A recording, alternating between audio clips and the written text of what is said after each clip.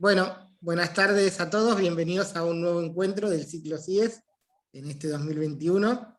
Hoy tenemos el placer de contar con el doctor Gonzalo Iparraguirre, quien nos va a hablar sobre antropología aplicada, agendas de desarrollo y diseño de políticas públicas. Gonzalo es licenciado en Ciencias Antropológicas y doctor en Antropología por la UBA. Actualmente se desempeña como investigador del Instituto de Ciencias Antropológicas de la Facultad de Filosofía y Letras de la UBA y cuenta con numerosas publicaciones y además ha desarrollado tareas de asistencia técnica a organizaciones privadas y públicas. Así que bueno, recién lo comentábamos antes de comenzar con la grabación, agradecerle a Silvia por la gestión y a Gonzalo especialmente por participar de este ciclo que lleva ya un tiempo y que estamos con un nuevo encuentro el día de hoy. Así que bueno, te escuchamos atentamente, Gonzalo. Son aproximadamente alrededor de 40 minutos, lo que siempre tenemos previsto, y luego abrimos un espacio para que el público pueda hacer las preguntas y comentarios. ¿Sí? Así que te habilito, no sé si vas a compartir pantalla, y te escuchamos atentamente. Perfecto, muchas gracias. Pablo, quería saber eso, si puedo compartir pantalla. Sí, ahí puedo. Así que me dijiste son 40 minutos y después un espacio de preguntas. Un espacio de unos 20 minutos más para preguntas. La idea es que la actividad dure 1 hora en total. Bien, bueno. Bueno, entonces ahí estoy presentando la presentación. Decime si se puede ver bien. Perfecto. Bueno, genial, entonces comenzamos. En principio agradecerles. ¿Es tipo? No. Hay como una pizarra ahí. ¿Eso lo manejo yo, no? No. No sé si vos escribiste algo. Y te quedó marcado, sí. Y te quedó marcado. Mira vos, a ver cómo lo saco. Fíjate que tenés... bueno, a ver, volvé a compartir.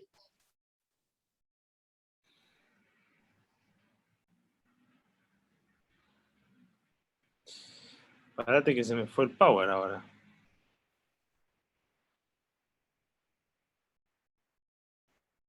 Ah, porque está en pantalla completa, me parece que es por eso. No. Ahí.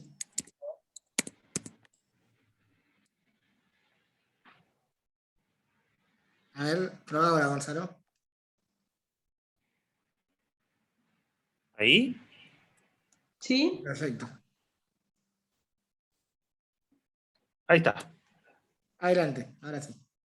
Bueno, en principio decía agradecerle a Silvia por la posibilidad de participar del ciclo y también participar desde el año pasado como integrante del equipo, si bien el año pasado fue complicado para comenzar a participar activamente por el tema de... Pablo, te están escribiendo, ¿me podés poner de co-host? Sí, ya estás de co-host, Silvia. Ah, hay alguien que está escribiendo. No sabía que se puede hacer eso, que mientras uno expone, otro puede intervenir la pantalla. Sí. Ajá.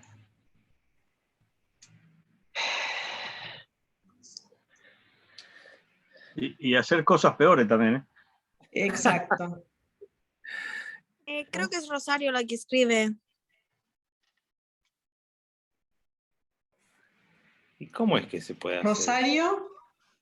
No creo que sea Rosario, ¿no?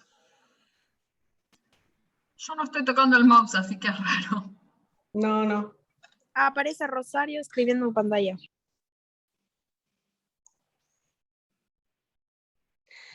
A ver, voy a ver si lo puedo sacar. Nunca nos había pasado algo así, Gonzalo, es la primera vez. Mirá vos, no, yo tampoco sabía. Vos no tenés puesto el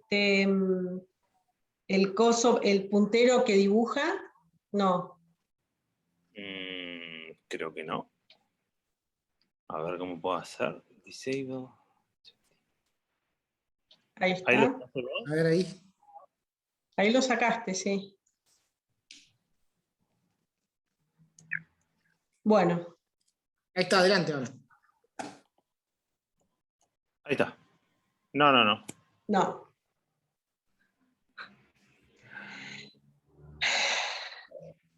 Tenemos un hackeo entonces acá. Rosario. Sí, a ver, Evidentemente sí, porque yo no estoy ni tocando el mouse. Sí, es un hackeo. a ver, Pregunta. sacame. ¿Alguien sabe quién es Fabri No, 32202? ¿podés sacarlo, Bueno. por favor, Pablo? Pablo, sacá Fabri. Hotmail. Ah, Es una persona que nos había escrito, no, Fabricio es una persona que nos estuvo escribiendo para participar de la charla. Perdón, No, es el ese único dice- nombre raro, por eso. Sí, Fabricio estuvo escribiéndonos, que nos había escrito para consultarlo por la charla y Y no hay Ahora, manera de ¿es deshabilitar, necesario que molesten de esta manera? Digo, no hay manera de deshabilitar a que intervengan las acá personas nos está ahí en diciendo post. Sofi, a ver, Sofi, ¿nos ayudás? Sofi Horaci. la barra de estaba herramientas leyendo- aparece haciendo Estaba clic. leyendo en la barra de herramientas. Candia, pero es Candia, ahí está. Candia. Saca Candia, por favor. De última, si sacamos a alguien sin querer, después que nos escriba alguno y alguien legítimo. Candia se fue en teoría, ¿no? No sé. A ver, y acá hay un LC Gómez, que no sé si lo conocemos. yo no. Bueno, Debe arranca. ser Luis Gómez, de la Maestría en Desarrollo y Gestión está Territorial. bien. A ver. Bueno.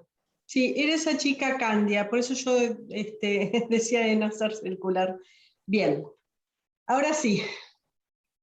Bueno, muy bien. Después de esta interrupción, retomamos.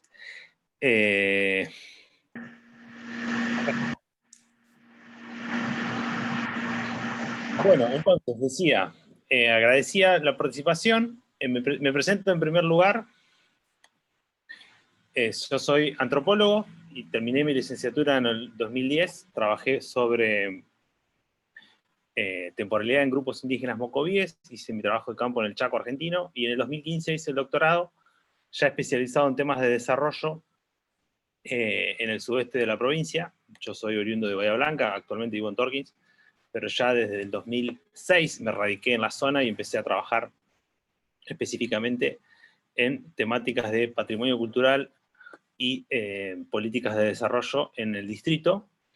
Y bueno, desde el 2016 que soy funcionario en el municipio de Torkins y tengo a cargo la Secretaría de Desarrollo, ¿sí? Y un poco es esa experiencia en la gestión política la que me ha dado la posibilidad de intentar vincular estos dos mundos, ¿no? El académico y el político, para poder de algún modo llevar adelante este marco que yo denomino la antropología aplicada a la gestión política. Las publicaciones de referencia sobre las cuales hoy voy a basarme son estas 4. Las 3 primeras son académicas y la cuarta es un texto ejecutivo propio del municipio, es un documento interno que también sirve como material de referencia. Hay una quinta publicación que fue enviada hace unos días a una revista, que es sobre lo que le voy a hablar hacia el final de la charla, después le comento, pero todavía no la puse ahí porque todavía no está publicada. Todas las publicaciones se pueden consultar en el sitio de academia.edu, donde están las publicaciones disponibles. Los contenidos entonces van a ser 4. Vamos a dar una breve introducción al marco de la antropología aplicada al desarrollo, el marco teórico-metodológico de los imaginarios sociales, sobre el cual yo me baso, y ejemplos específicos de agendas de desarrollo y diseño de políticas públicas que yo llevo adelante en el municipio, basado justamente en este marco teórico-metodológico de la antropología. Si alguno necesita hacer una consulta o una intervención, yo no tengo problema, me avisan y podemos ir hacia la pregunta, no tengo problema.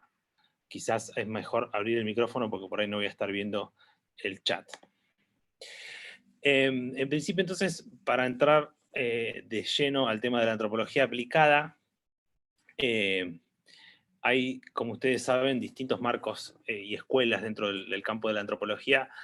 En particular, yo estoy posicionado en el que se llama el marco de la antropología sociocultural interpretativa, que tiene una fuerte tradición simbólica, es decir, que tiene mucho background en profesionales, en colegas que han trabajado el simbolismo dentro de la antropología, y eso de algún modo está puesto en diálogo con el marco de la antropología aplicada, porque justamente es la impronta que yo busco darle a este marco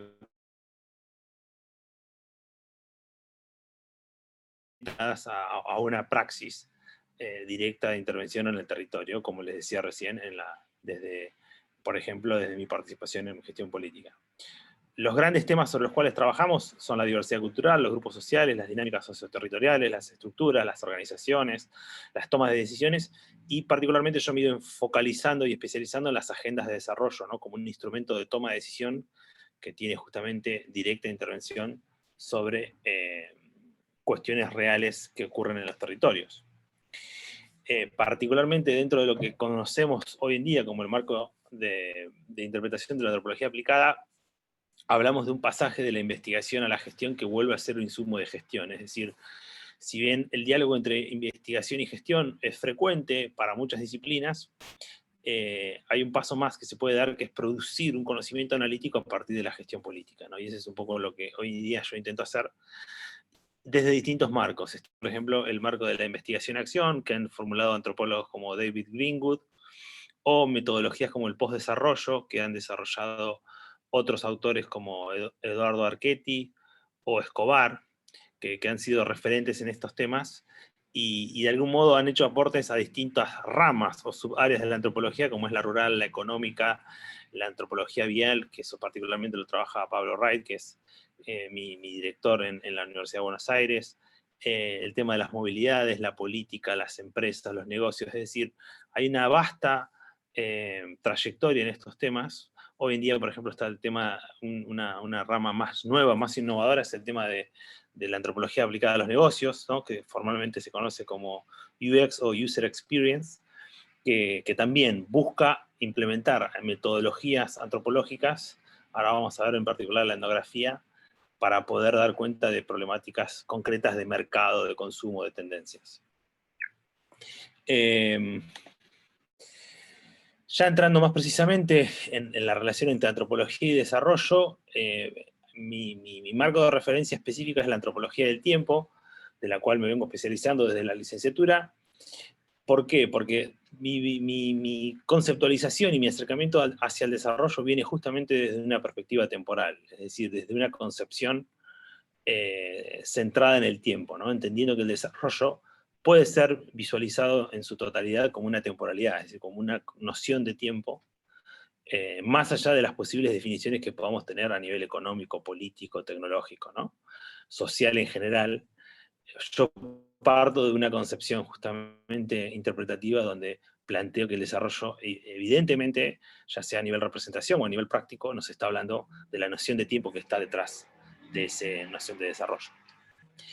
Y la pregunta desde la antropología es cómo abordo yo esta temática etnográficamente, ¿no? Es decir, cómo lo hago desde la praxis y desde la práctica, problematizando un discurso unívoco y hegemónico, ¿no? Es decir, en el marco de un modelo global de desarrollo, de un modelo capitalista y de un modelo, de algún modo, modernizador, a partir del cual se supone que gran parte de la sociedad global está identificada con un modelo de desarrollo, uno problematiza esos discursos y lo hace a través de la articulación entre lo discursivo y lo práctico, ¿no? Por eso es que yo planteo ahí 3 elementos básicos que uno debe dar cuenta para poder trabajar sobre el desarrollo, que son los imaginarios, los discursos y las prácticas.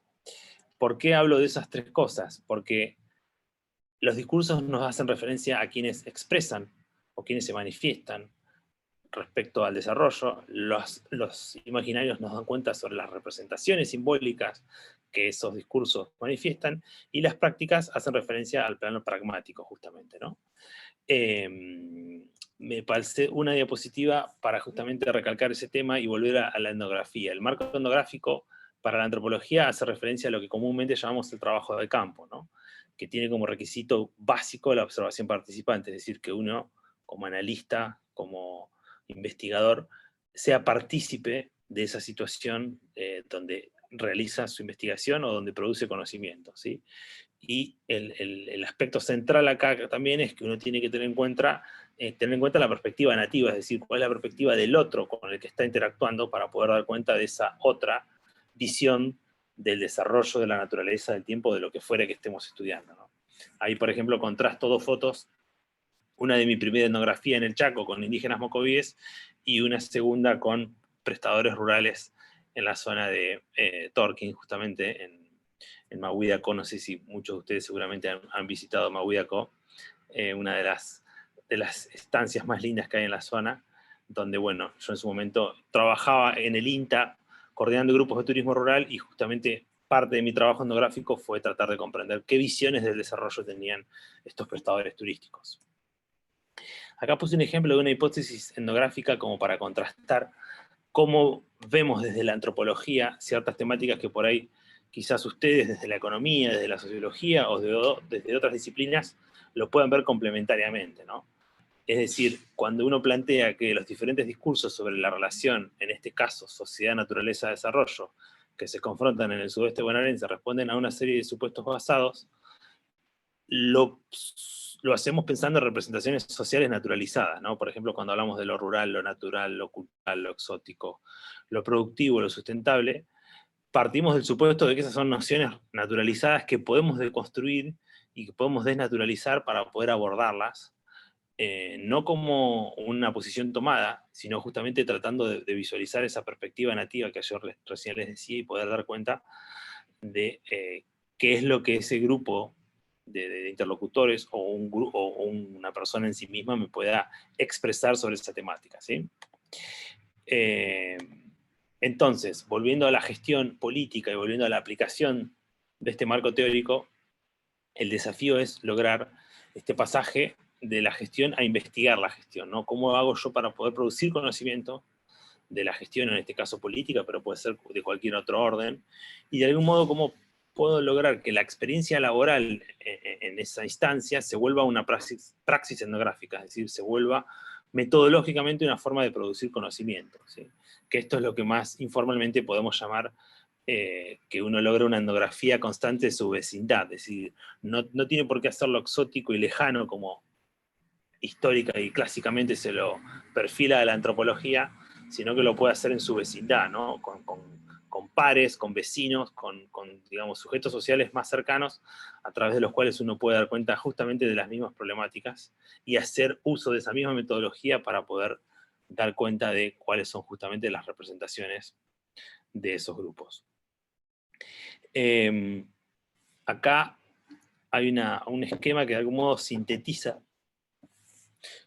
esta doble mirada, ¿no? De lo simbólico y lo práctico a la vez. Por un lado, los imaginarios nos permiten comprender las representaciones y los discursos, ¿no? Es decir, operan a un nivel abstracto. En cambio, cuando hablamos de prácticas y del ejercicio, del desarrollo o de cualquier otra práctica, lo hacemos a través de los ritmos, ¿sí? Los ritmos, de algún modo, también es una herramienta metodológica, epistemológica, que se ha ido perfilando desde los inicios de la antropología, porque ya hay antecedentes de 1905, 1908, con estudios como los de Marcel Mauss entre los esquimales, donde se analizaban los ritmos de vida, ¿no? Y la circulación en las estaciones, y la circularidad de ciertos procesos sociales. De ahí para acá hay un montón de antecedentes, donde se trata de entender los ritmos sociales de una sociedad y de un grupo, para poder dar cuenta justamente de ese nivel más pragmático, ¿no? Entonces la conformación de estos dos niveles de análisis, el simbólico y el práctico, es lo que yo denomino las rítmicas culturales, ¿sí? Que es justamente una forma de visualizar estos patrones, estas formas de organización social que de algún modo nos dan cuenta de ambos órdenes, ¿no? Del simbólico y del práctico a la vez. Focalizándonos en principio en los imaginarios, para, digamos, de algún modo focalizar una definición. Cuando hablamos de imaginarios, hablamos de una imaginación plural o colectiva, es decir, cuando pensamos en representaciones que los grupos, que los integrantes de un grupo social comparten, ¿sí? Y partimos de la base que cualquier comunicación de cualquier orden implica imaginarios, y así como cualquier acción, es decir, está a la base de mis representaciones cognitivas, que yo pueda imaginarme un concepto o puede imaginarme una comprensión o una articulación de ideas, ¿sí? Por eso está a la base de cualquier otro proceso. Y si pensamos en ejemplos cotidianos de cuáles son nuestros imaginarios sociales más cotidianos, podemos pensar desde el fútbol, ¿sí? O desde un evento deportivo donde se ponen en juego imaginarios como la identidad, ¿sí? En este caso, si hablamos de la selección argentina, hablamos de, por ejemplo, la argentinidad o la identificación del fútbol con ciertos valores o ciertas tradiciones, ¿no? Las cuestiones vinculadas al éxito o al fracaso, al ganar o al perder, de algún modo hablan de nuestras representaciones puestas en práctica, por ejemplo, en una cancha de fútbol. En la segunda imagen, si hablamos de, por ejemplo, un evento social o un evento, una comensalidad donde comparto con amigos o conocidos un vaso de cerveza, estoy, digamos, de algún modo evidenciando una representación vinculada a un festejo, a una instancia de socialización o a un momento de disfrute donde lo que está puesto en juego también es cuáles son mis representaciones en torno a esos valores, ¿sí? O a esas circunstancias. Y en la tercera imagen, si visualizamos, por ejemplo, una escena productiva, lo que estamos viendo también es el trabajo, el empleo, la producción en este caso, el alimento, ¿sí? La energía, es decir, hay un montón de factores que están puestos en juego simplemente con el hecho de visualizar o de posicionarme en esa escena.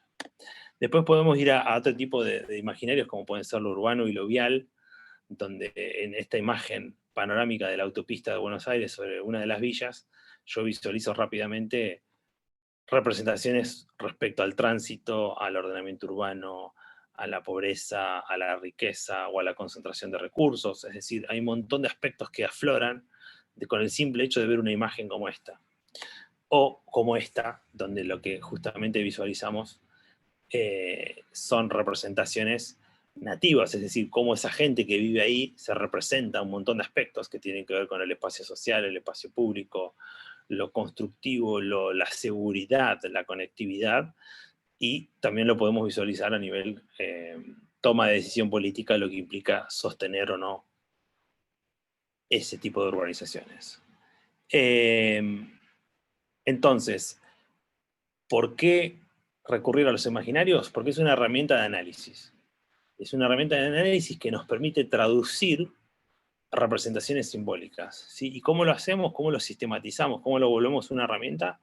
Lo hacemos a través de matrices, ¿sí?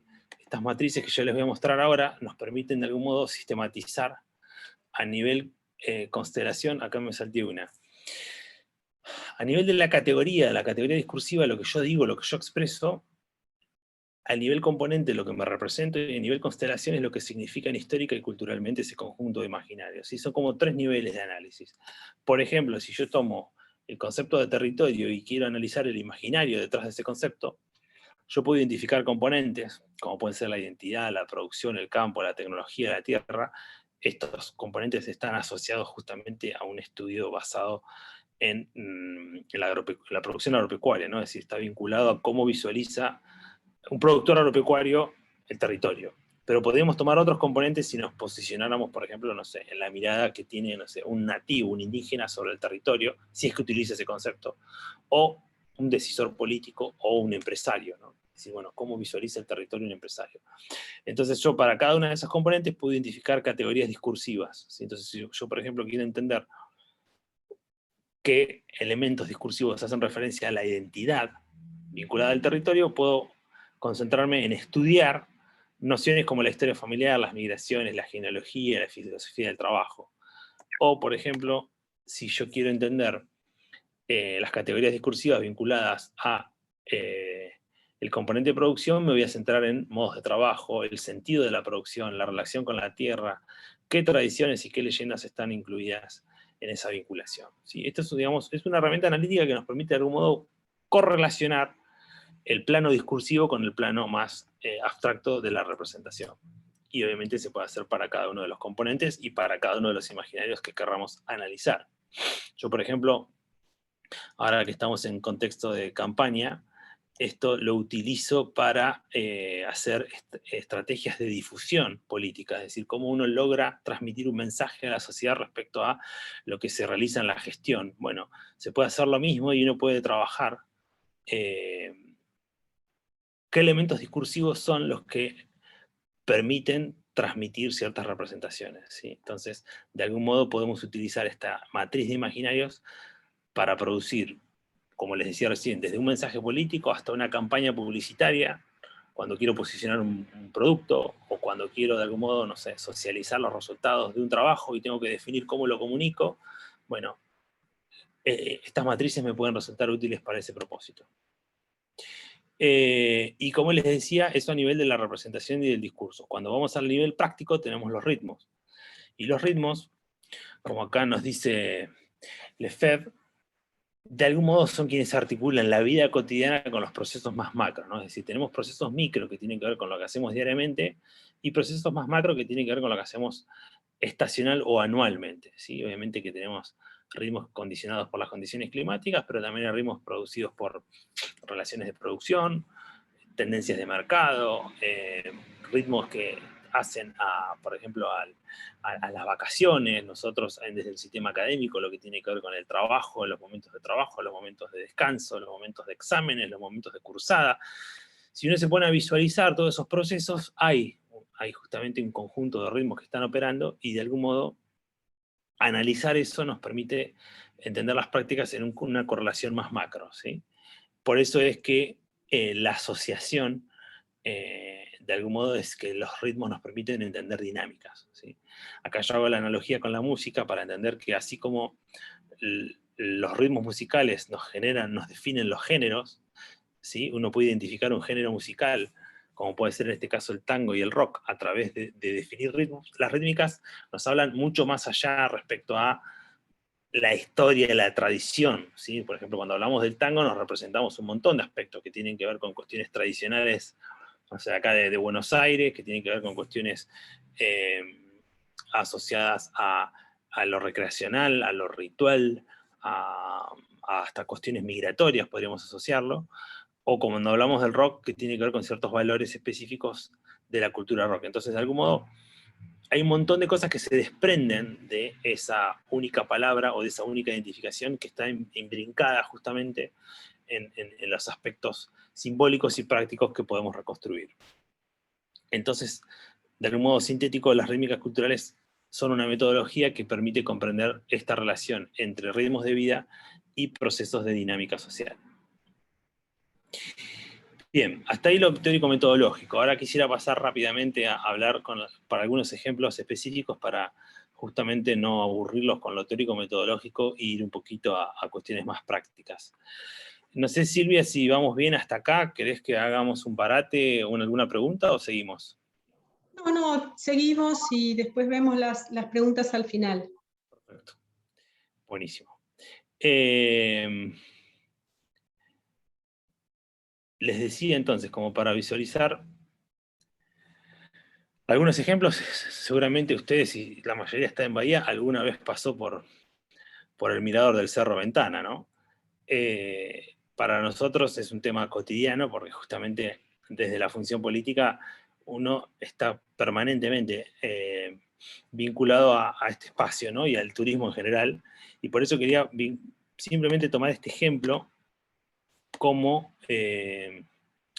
un ejemplo de lo que podemos hacer a través de las matrices. Por ejemplo, acá. Si yo intento visualizar cuáles son los imaginarios detrás del turismo, puedo pensar, por ejemplo, en tres grandes imaginarios: el desarrollo, el territorio y el patrimonio. Es decir, el turismo me produce desarrollo, se da sobre un territorio y necesito necesariamente del patrimonio para poder tener un producto turístico, ¿sí? O un atractivo turístico. De hecho, el Cerro Ventana es un monumento natural declarado por ley, lo cual lo transforma en un patrimonio cultural. A pesar de ser un patrimonio natural, lo transforma en un patrimonio cultural a nivel simbólico, ¿sí? Entonces, sobre esos imaginarios yo visualizo cuáles son las prácticas. Bueno, a nivel de desarrollo yo tengo la gestión turística, lo que implica esto que decíamos hoy, el ocio, el viajar, ¿no? Las corrientes de potencial público, de potenciales turistas que yo puedo tener. A nivel territorio yo puedo tener aspectos vinculados a lo rural, porque justamente estamos en un entorno estrictamente rural, más allá que el serrano, del campo circulante, de la circulación de los turistas, y a nivel patrimonial yo tengo justamente esto que decíamos recién, la gestión de ese patrimonio, que puede implicar cuestiones ecológicas, como puede ser el cuidado del medio ambiente, o la sostenibilidad, cómo hago yo para que el recurso no se me deteriore, ¿sí? O cómo hago para no detonar un recurso. Por ejemplo, específicamente en el Cerro Ventana, uno de los dilemas es la capacidad de carga del sendero y cuánta gente puede entrar por año o por día, ¿no? Y el impacto económico que eso tiene para el municipio y para los guías. Entonces hay un montón de aspectos de gestión que tienen que ver también con cómo uno logra articular eso con lo ecológico y lo sostenible. Entonces, en términos de procesos de gestión, eso a mí me impacta o de algún modo me indica que puedo pensar desde planes de negocios turísticos, de cómo se vende y se posiciona ese destino, hacia una política turística, ¿no? Cómo como Estado yo pienso el destino o el atractivo y diseño políticas públicas para favorecer que eso ocurra, y de algún modo cómo pienso un desarrollo armónico, ¿no? Es decir, cómo trato de visualizar que lo ecológico y lo económico vayan de la mano para justamente evitar que no pase esto del desbalance que termina perjudicando o a veces terminando, ¿no? Acabando un recurso o llevándolo a un lugar en el cual después termina siendo negativo cualquier proyecto de inversión que uno quiera hacer, ¿sí? Entonces ahí hay una pequeña síntesis de cómo yo logro aplicar a un proceso de gestión claro y pragmático el marco teórico analítico.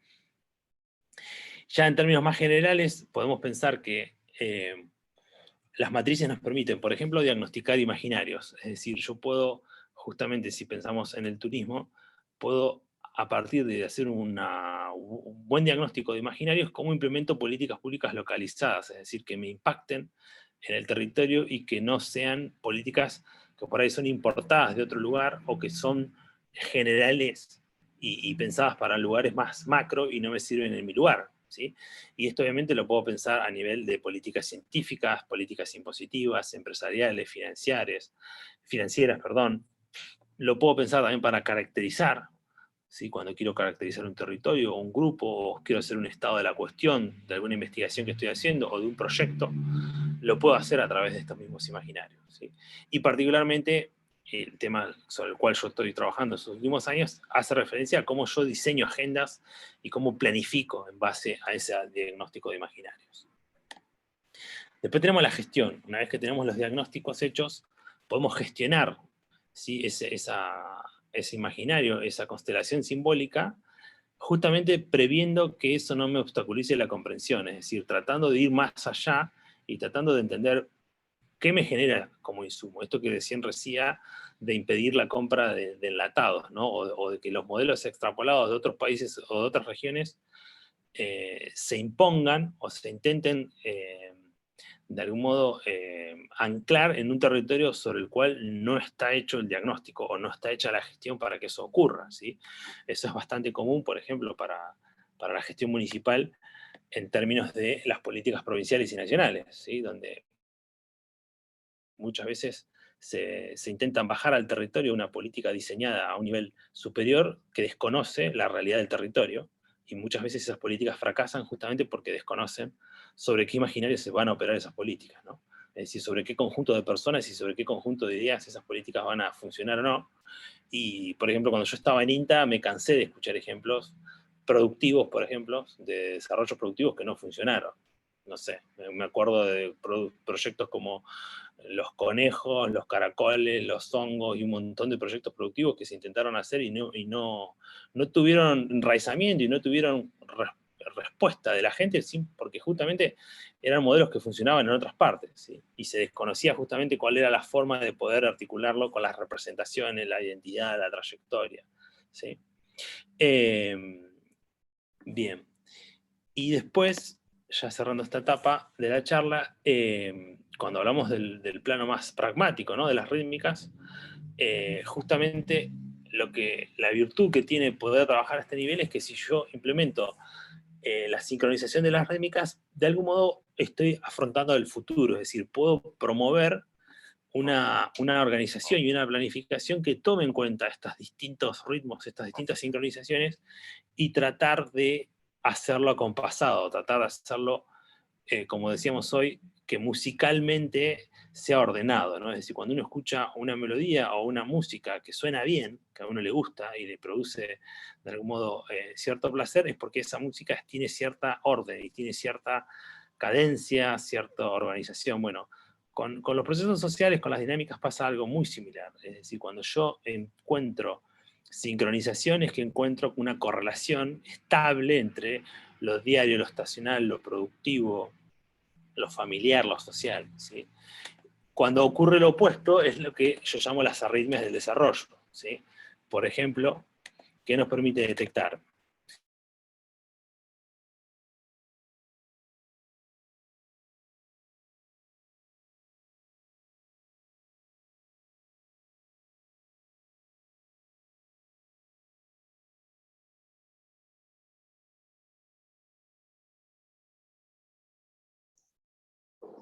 No sé si soy yo o es Gonzalo. ¿Vos me escuchás? Debe Yo ser sí. Gonzalo. Y se cortó. A ver. Se cortó. Bueno, tenemos una racha hoy.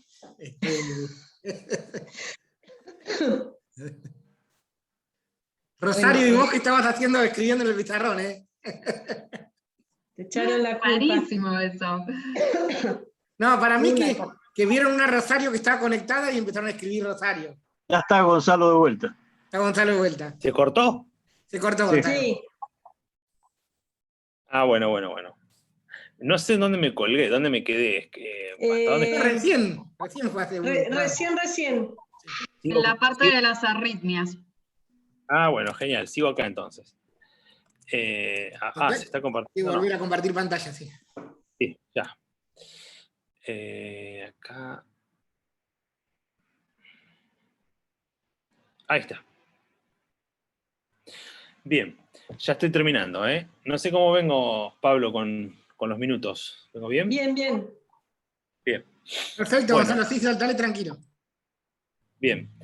Entonces, como les decía, así como podemos visualizar la sincronización y el proceso más armónico, podemos detectar las arritmias, ¿no? Tomando un poco el concepto justamente de lo que ocurre en lo opuesto, ¿no? Cuando encontramos estos problemas, como pueden ser, por ejemplo, las arritmias entre lo productivo, lo ecológico y lo financiero. Es decir, yo puedo tener un proyecto productivamente fantástico, pero que después me detona el medio ambiente o me genera una contaminación irreversible, o que financieramente o es inaccesible o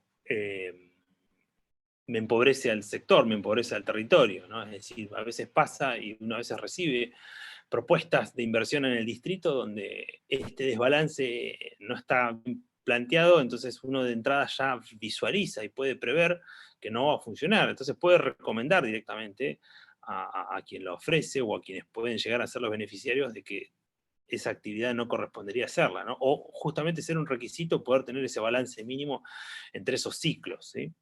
Y también lo podemos pensar en el diseño de las agendas o del diseño de las políticas y su implementación.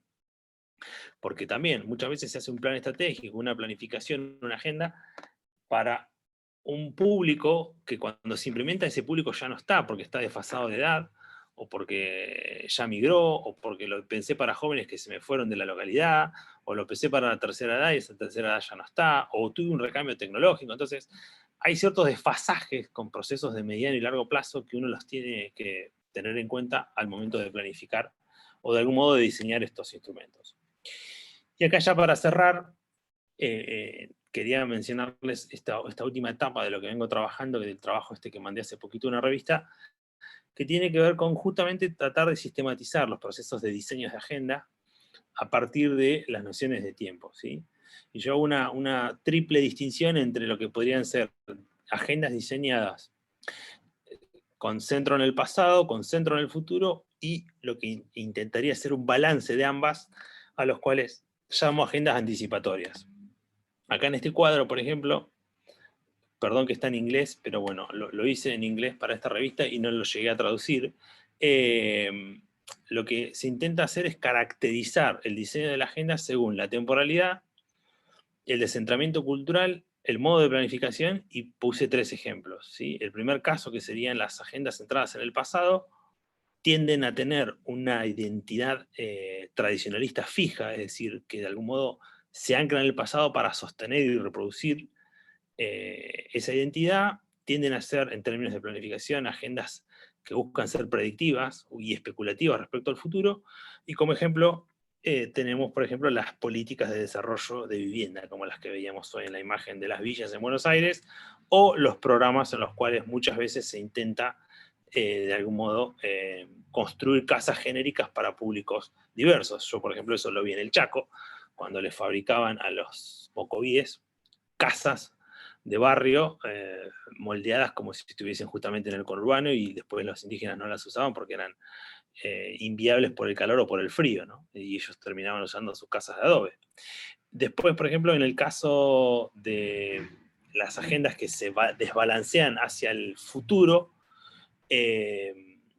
tienden, digamos, de algún modo a, que sería la tercera columna, a generar una fluctuación de las identidades. Es decir, es tanta la necesidad del cambio y es tanta la voracidad por innovar o por estar al frente del futuro, de los cambios, que producen una fluctuación en la producción de identidad, ¿sí? Termina siendo un modo de planificación proyectiva, y esto, por ejemplo, se puede visualizar en las grandes urbes que hoy tienden a ser futuristas y que tienden a ser, de algún modo, los íconos del turismo global, o los íconos del turismo masivo, como puede ser, por ejemplo, lo que ocurre en Dubái, que es particularmente lo que yo he visto, pero he estudiado ya lo que pasa algo muy parecido en otras grandes urbes, como puede ser Shanghái, Shenzhen y otras grandes ciudades, donde hoy en día la tendencia es justamente a intentar imponer una imagen, ¿no? Y una proyección del futuro que desbalancea y desconoce, por ejemplo, las tradiciones locales. Y lo que sería una posición intermedia, a las cuales yo llamo anticipatorias, es donde se busca un balance, ¿no? Entre esa apertura de las identidades y un manejo sustentable y sostenible, ¿no? de ese pasado que no tiene por qué ser desconocido. Y particularmente tomo como ejemplo lo que yo vi en Noruega respecto a las agendas de educación y a las agendas energéticas, de cómo se están diseñando programas y políticas que toman en cuenta justamente lo que ellos llaman el modelo nórdico, ¿no? El modelo de desarrollo nórdico, donde hay un fuerte conocimiento del pasado y un fuerte conocimiento de lo identitario, con una mirada puesta al futuro y con un equilibrio respecto a cómo, de algún modo, construir sólidamente ese futuro, ¿no? Una de las cosas más evidentes que yo escuché estando allá, por ejemplo, es cómo financian las jubilaciones a partir del fondo de petróleo, a través del cual garantizan de algún modo una continuidad de una perspectiva en años alta respecto a las jubilaciones, ¿no? Basándose en la apropiación y en la gestión del petróleo que tiene hoy en día Noruega, como un ejemplo de varios que uno podría mencionar. Entonces, para cerrar esto, las agendas asimétricas lo que producen son descentramientos culturales extremos, es decir, producen, no solo en términos de planificación, sino en términos de realidad concreta, pobreza, desigualdad, dominación, colonización, terrorismo, dictaduras. Es decir, cuando encontramos la puesta en práctica de una agenda asimétrica, nos puede producir estos grados extremos, ¿sí? Así como las simétricas, de algún modo, pueden producir lo opuesto en muchos casos, ¿no? Es decir, la sustentabilidad, la continuidad, la convivencia, la paz, el bienestar en general, donde buscamos de algún modo que lo pasado y lo presente tengan un balance. Y cierro con algunos ejemplos de lo que yo vengo trabajando específicamente en el municipio. Estos son 3 productos, 3 agendas que se fueron produciendo en los últimos años, que tienen que ver con intentar diseñar instrumentos de planificación y agendas de desarrollo que de algún modo tienen en su base estos condimentos teóricos, ¿sí? Por ejemplo, la marca Ventaña fue una estrategia de posicionamiento turístico regional. El Plan 2020 fue un instrumento de toma de decisión de corto plazo, porque fue diseñado en el 16-17, y la Agenda 2030 es la agenda que hoy en día seguimos diseñando, ya con un enfoque de mediano plazo, ¿no? A una perspectiva de 10 años. El Plan 2020, por ejemplo, para mí es un ejemplo de agenda centrada en el pasado, porque un poco por la inexperiencia y un poco por los insumos con los que uno contaba, trabajó sobre ejes de desarrollo más clásicos y de algún modo generados por la propia dinámica del municipio, como son estos 4, que a la larga o a la corta, es decir, a la vista de los resultados, no permitieron generar una agenda de toma de decisiones, sino un ordenamiento de la gestión ya hecha, ¿no? Fue más una cuestión de poder acomodar lo que se venía haciendo o lo que ya estaba hecho y poder de algún modo transmitirlo, más que poder anticiparse y diseñar políticas, ¿sí? Y lo que intentamos hoy hacer con la Agenda 2030 es justamente buscar esto que yo les comentaba recién respecto a la anticipación, es decir, basándome en lo que a Naciones Unidas plantea como los grandes objetivos de desarrollo, que son estos 17, ustedes seguramente ya los conocerán. Se optaron, se diseñaron y se eligieron 6 objetivos sobre los cuales trabajar justamente en una mirada anticipatoria, es decir, previendo esos objetivos de desarrollo, generar políticas públicas que tengan esos horizontes y que anticipen de algún modo la posibilidad de concretarlos, ¿sí? ¿Y cómo hacemos para llevarlo adelante? Trabajamos en el marco de los ODS, como marco de referencia más macro, y después los planes, los programas, los proyectos y hasta los talleres se enmarcan siempre dentro de esos ODS. Es decir, intentamos que cualquier instrumento de toma de decisión, como puede ser una ordenanza, un decreto, un protocolo o una resolución, tenga directamente una correlación a ese ODS más macro, ¿no? Por ejemplo, en el área de desarrollo social, cuando pensamos una política social, la hacemos visualizando el ODS del hambre cero, partiendo de la premisa que consideramos real y concretamente que en un distrito como el nuestro de 20.000, 25.000 habitantes no debería existir la pobreza, y podemos mapear el metro a metro de lo que pasa en la realidad social, ¿sí? O cuando pensamos en políticas de salud, podemos realmente hacerlo desde una perspectiva de conocer cuáles son las demandas y conocer cuáles son las necesidades, y no caer, digamos, en una planificación proyectiva o estadística en las cuales se hacen cuestiones aproximadas. Y acá, y con esta cierro, les muestro algunos ejemplos de políticas específicas que hemos ido trabajando en los últimos meses, muchas de las cuales o ya son proyectos de ordenanza o van camino a ser algún instrumento de toma de decisión, ¿sí? Puede ser el Plan de Desarrollo Educativo Territorial, que incluye en un único programa y en un único proyecto toda la política de educación no formal. ¿Sí? Ustedes saben que la educación formal obviamente es potestad de la provincia y de la nación, depende del nivel, pero a nivel no formal el municipio tiene un montón de injerencia en un montón de aspectos, como puede ser lo cultural y lo deportivo, por ejemplo. Entonces armamos un plan de desarrollo educativo territorial que engloba toda esa demanda y toda esa posibilidad de articular la educación no formal.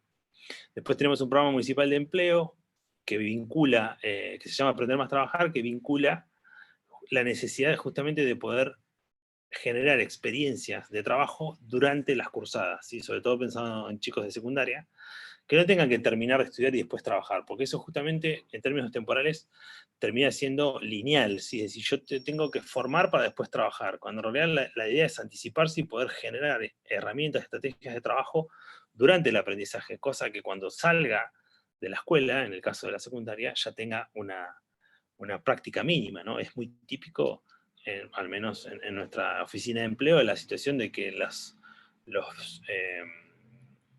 empleadores se quejan de que los chicos que emplean no saben trabajar, si no tienen experiencia. Entonces es, digamos, el perro que se come la cola, porque queremos que los chicos trabajen, pero no tienen experiencia laboral. Entonces, este programa municipal, la idea es que aliente esta doble combinación, ¿no? Y después, bueno, hay planes específicos para el tema infancia, planes para los abuelos, planes para ver cómo se combina lo nutricional y lo educativo, ¿sí? Que eso es también algo central para una política pública que piense, por ejemplo, en la asistencia alimentaria, no puede desconocer, perdón, en la asistencia educativa no puede desconocer la importancia de lo nutricional como factor básico para que los chicos puedan aprender. Entonces, cuando nosotros asistimos de desarrollo social en la provisión de alimentos a las familias, lo hacemos también teniendo en cuenta el marco educativo, es decir, cómo eso impacta y el seguimiento de la trayectoria educativa para que las dos cosas vayan de la mano. Bueno, hasta acá entonces la ponencia. Espero haber sido lo más didáctico posible. Intenté combinar varios temas porque la complejidad de algún modo lo amerita, y bueno, quería mostrarles un poco, ¿no?, cómo pasamos del marco más teórico-metodológico al plano más pragmático desde la gestión política. Gracias. Muchas gracias, Gonzalo. Un aplauso. Gracias. No sé, Silvia, si querés coordinar el espacio de preguntas. No sé si tenemos alguna pregunta. Sí, no hay problema. ¿Comentarios o preguntas?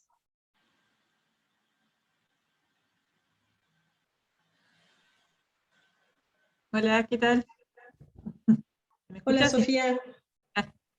Yo quería preguntar algo por ahí un poco complementario de lo que venía comentando Gonzalo, sobre si hay algún plan municipal de microcréditos. Yo trabajo en ese tema.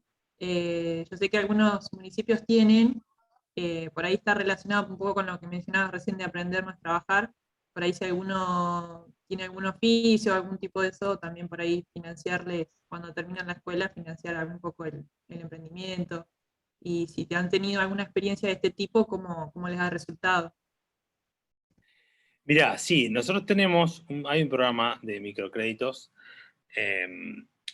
bastante, digamos, limitado hoy en día, justamente porque en general los programas de microcrédito fueron políticas provinciales que se vehiculizaban a través de las secretarías de producción locales. Hay uno que se llama FOMEPRO, por ejemplo, que por ahí también ahí en Bahía está, y lo que se hacía era responderle a la demanda del comerciante con X cantidad de dinero para poder implementar o llevar adelante un comercio, ¿no?, o una actividad comercial. Y lo que nosotros fuimos detectando es que justamente al estar desarticulada esa propuesta de un contexto más general, ¿no?, respecto a la situación económica familiar, a la situación educativa, a esto que yo digo, el marco de los ODS, ¿no?, cuando vos le das el horizonte de planificación y decís, bueno, ¿dónde está parado esta situación? Te das cuenta que, por ejemplo, a veces el microcrédito termina siendo peor que la solución. Es decir, muchas veces la gente se termina endeudando, arranca un comercio que después no lo puede sostener y encima tiene una deuda, ¿sí? Entonces, muchas veces lo que hacemos es cuando vienen a buscar recursos de ese tipo, hacemos una entrevista y tratamos de visualizar para qué es, qué herramientas mínimas tiene de educación financiera, es decir, si sabe mínimamente dónde se está metiendo, y porque muchas veces la solución es, por ejemplo, una capacitación o un trabajo, digamos, satélite de esa impronta, de esa iniciativa, perdón, que tuvo la persona. Mira, tengo un caso muy, muy paradigmático que fue un señor que vino a buscar recursos para... Y claro, a las 3 cuadras había otra verdulería y a las 4 cuadras otra verdulería, y todos ponen una verdulería porque creen que, como es un comercio de entrada de dinero diario, la solución está a la vuelta de la esquina, y en realidad eso tiene un oficio, tiene un conocimiento básico de los alimentos, del recambio, del abastecimiento, que muchas veces nosotros desistimos de favorecer esa ayuda económica porque ya te digo, termina siendo más perjudicial. Por lo tanto, hoy en día, si vos me preguntás, ¿hay una política de microcréditos? No. Estaría bueno tenerla, pero en este proceso más macro donde podemos, por ejemplo, vincular un programa de empleo o un programa de capacitación, ¿sí?, o un programa de ingresos económicos proporcionales a lo que pueda, de algún modo, ir generándose. Sí, sí, tal cual. Por ahí no se tiene en cuenta, se dice que son microcréditos y uno piensa que es poca plata, pero después todo el costo que tiene asociado de capacitación, de acompañamiento, de evaluación del proyecto, todo eso, por ahí es lo que termina llevando más recursos que el microcrédito en sí. Por eso Tal cual. está buena la experiencia. Bueno, muchas gracias. Dale, de nada.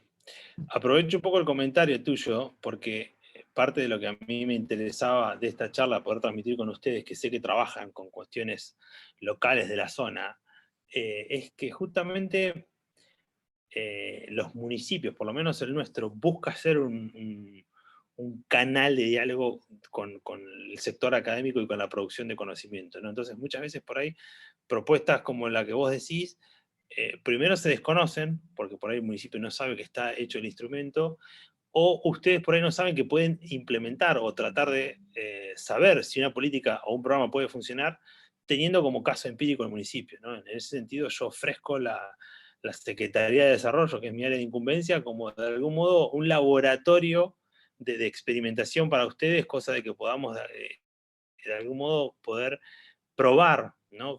o diseñar o pensar en conjunto algunas políticas o algunos programas que podamos llevar en conjunto al territorio.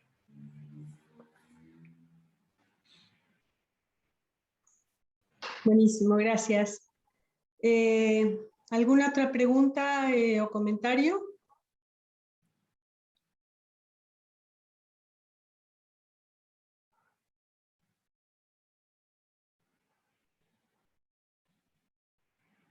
Bueno, uno Sí, se queda perdón, mirando buenas tardes. cuadraditos. Buenas tardes, sí. Sí, voy a prender la cámara. ¿Qué tal? Buenas tardes. Mi nombre es Luis Gómez, yo vivo en el ámbito de la salud. Lamentablemente escuché, creo que la mitad de la charla se me cortó varias veces a mí, así que pude escuchar muy poco, pido disculpas si por ahí algunas cosas ya por la charlaron. Escuché el comentario que hicieron recién, últimamente, el tema de un poco fomentar la educación financiera de las personas que están involucradas en alguna actividad. Es un tema interesante a pensar. Uno piensa en lo que es la posibilidad. Me parece interesante que parte de la municipalidad se dedique, según interpreto, que están orientados por ese lado, a fomentar un poco la educación.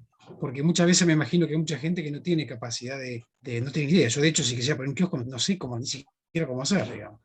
Es Claro. un ámbito totalmente desfasado. O sea que creo que por ahí me parece que va un poco el tema, ¿no? Creo que está bueno esta propuesta, así que, bueno, creo que por ese lado lo que es emprendimiento, creo que estaría bueno que se pudiera difundir un poco más en todos lados.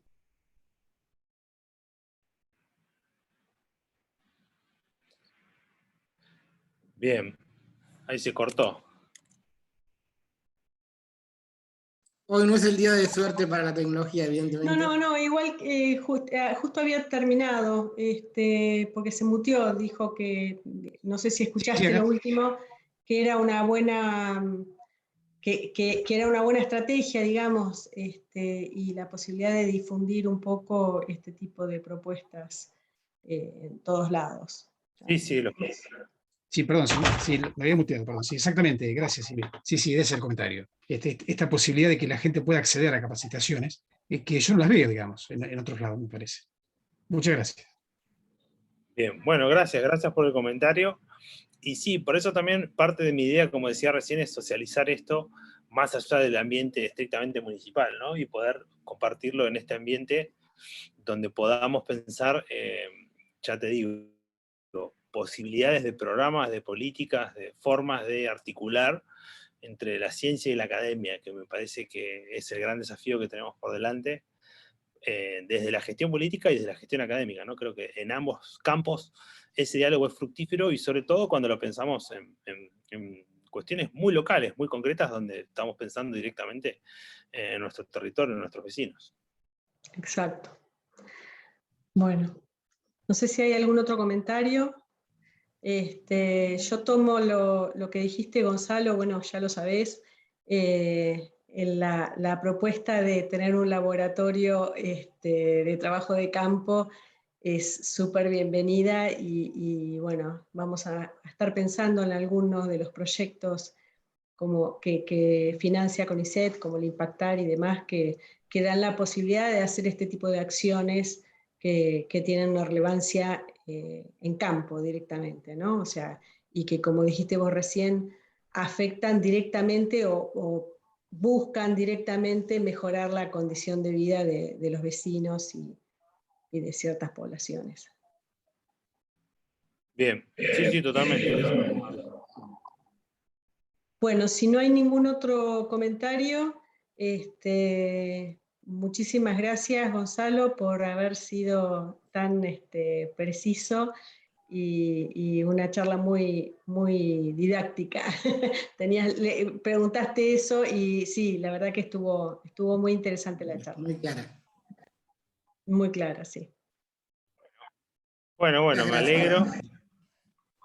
Quedo a disposición, como decía recién, para articular, ya sea a nivel estrictamente académico, o si podemos pensar lo que decían recién Silvia, de trabajar en un laboratorio, ¿no? De experiencias concretas. En mi área de desarrollo tenemos muchas áreas, digamos, muchos funcionarios, muchos temas que podemos poner a disposición y pensar en conjunto cómo llevarlo adelante. Así que creo que es una ventana que se abre y que podemos trabajar sinérgicamente. Excelente. Bueno, muchas gracias y muchas gracias a todos por asistir. Nos vemos en el próximo CIES entonces. Hasta la próxima.